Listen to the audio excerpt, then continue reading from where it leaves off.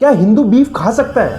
आपका जवाब शायद नहीं होगा, लेकिन इंडिया के एक स्टेट में ये आम बात है। हम बात कर रहे हैं केरला की, वो जगह जिसे भगवान की दुनिया कहा जाता है, लेकिन वही जगह जहाँ पर हर साल लाखों जानवर काटे जाते हैं। लोग कहते हैं केरला के हिंदू जो है वो भटक गए हैं, लोग उन्हें एंटी नेशनल तक बोलते हैं। लेकिन क्या आपने कभी ये सोचा है, जिस बीफ से पूरे देश में दंगे हो जाते हैं, उसी बीफ से केरला में भाईचारा बढ़ता है। आज मैं आपको वो सच दिखाऊंगा जो आपकी विचारधारा की बुनियाद ही हिला देगा। मैं आपको बताऊंगा कि कैसे नॉर्थ इंडिया से गाय को भेजकर केरला में बीफ का कारोबार चलता है। हाँ, आपने सही सुना, जो लोग काउ प्रोटेक्शन की बड़ी बड़ी बातें करते हैं, वही इस सप्लाई चेन का हिस्सा कैसे है। क्या ये धर्म का अपमान है या सिर्फ एक बिजनेस है? क्या केरला के लोग गुनहगार हैं या फिर हमें एक बहुत बड़े झूठ के साए में रखा हुआ है? तो दोस्तों तैयार हो जाइए, इस वीडियो को देखने के बाद आपकी आंखें खुल जाएगी। Let's decode the beef taboo.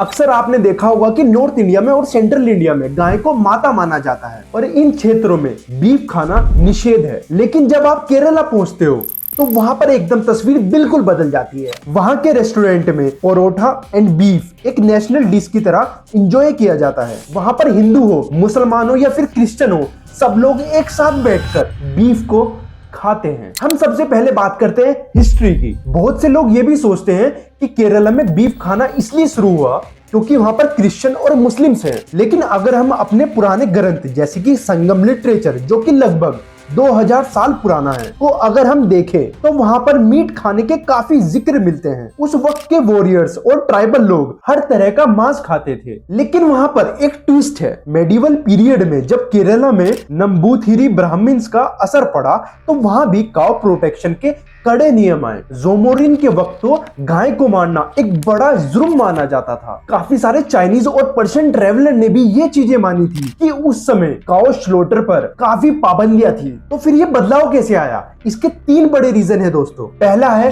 Tipu Sultan. Malabar reason में टीपू सुल्तान के आने से फूड हैबिट्स में काफी बदलाव आए। दूसरा रीजन है पोर्तुगीज और ब्रिटिशर्स ने बीफ कंजप्शन को एक अलग पहचान दी। और तीसरा सबसे बड़ा रीजन है कम्युनिस्ट मूवमेंट। 20वीं सदी में जब केरला में लेफ्टिस्ट आइडियोलॉजी आई, उन्होंने खाने को कास्ट और रिलीजन से ऊपर उठाकर क्लास और इक्वालिटी का सिंबल बना दिया। तो उन्होंने कहा कि गरीब इंसान को प्रोटीन जरूर मिलना चाहिए और बीफ सबसे सस्ता प्रोटीन था। लेकिन दोस्तों सिर्फ हिस्ट्री ही काफी नहीं है, केरला की ज्योग्राफी ने भी इसमें बहुत बड़ा रोल निभाया है। केरला बाकी इंडिया के वेस्टर्न घाट्स की वजह से थोड़ा कटा हुआ है। इस फिजिकल बैरियर की वजह से वहाँ के कस्टम्स बाकी नॉर्थ इंडियन वैदिक ट्रेडिशन से थोड़ा अलग डेवलप हुए हैं। केरला में पोथू जो कि बफेलो है और काऊ के बीच का जो डिफरेंस है वो हमेशा से क्लियर रहा है। केरला में जो बीफ मिलता है उसका सबसे बड़ा हिस्सा बफेलो मीट का है, जिसे केरला के लोग पोथू बोलते हैं। अब आते हैं उस मुद्दे पर जो सबसे ज्यादा सेंसिटिव माना जाता है, वो है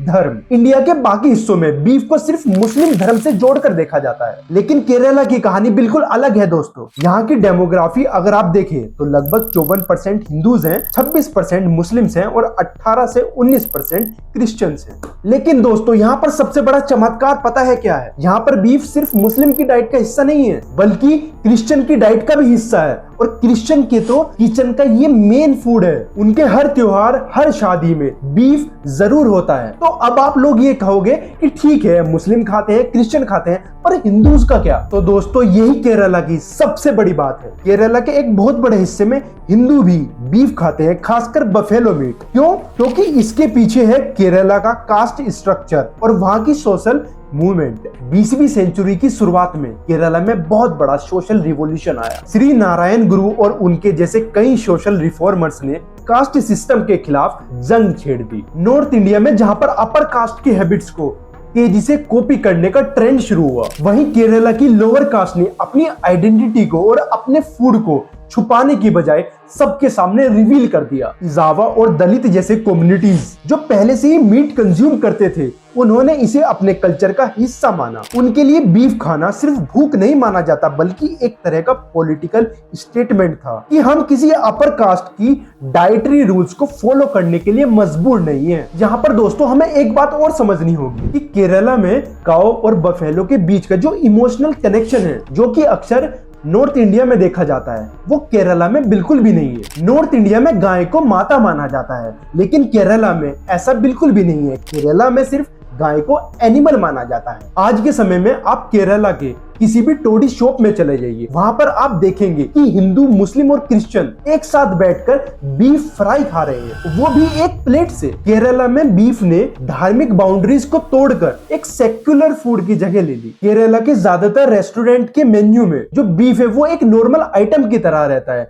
जैसे कि चिकन और मटन। वहाँ कोई छुपा छुपी नहीं है, ये वहाँ की यूनिटी का एक बहुत बड़ा सिंबल बन चुका है। जब पूरे देश में बीफ बैन की बातें होती है तो केरला के लोग इसे अपनी कल्चरल फ्रीडम पर हमला मानते हैं। उनका कहना है कि मेरा किचन मेरी मर्जी। तो दोस्तों, अब तक हमने हिस्ट्री और रिलीजन की बात कर ली है, अब हम आते हैं असली मुद्दे पर, जो है इकोनॉमी। केरला की बीफ कंजप्शन तब तक इतनी कॉमन नहीं होती अगर इसके पीछे एक सॉलिड सप्लाई चेन ना होती। क्या आपको पता है केरला में जितना भी बीफ कंज्यूम होता है उसका एक बहुत बड़ा हिस्सा केरला के अंदर पैदा नहीं होता। केरला एक छोटा स्टेट है जहाँ लैंड बहुत महंगी है, इसलिए वहाँ बड़े बड़े केटल फार्म्स नहीं है। तो फिर ये सारे जानवर आखिर आते कहाँ से हैं? इसका जवाब है केरला के पड़ोसी स्टेट से, तमिलनाडु से, कर्नाटक से, तेलंगाना से। इन सभी स्टेट्स में और खासकर तमिलनाडु के गांव में किसान गाय और भैंस पालते हैं दूध के लिए और खेती के लिए। और जब वो जानवर बूढ़ा हो जाता है, दूध देना बंद कर देता है, तो किसान के लिए उसे पालना एक बहुत बड़ा बोझ बन जाता है। नॉर्थ इंडिया में जहाँ काउ प्रोटेक्शन की वजह से किसान अपने बूढ़े जानवर को बेच नहीं पाते,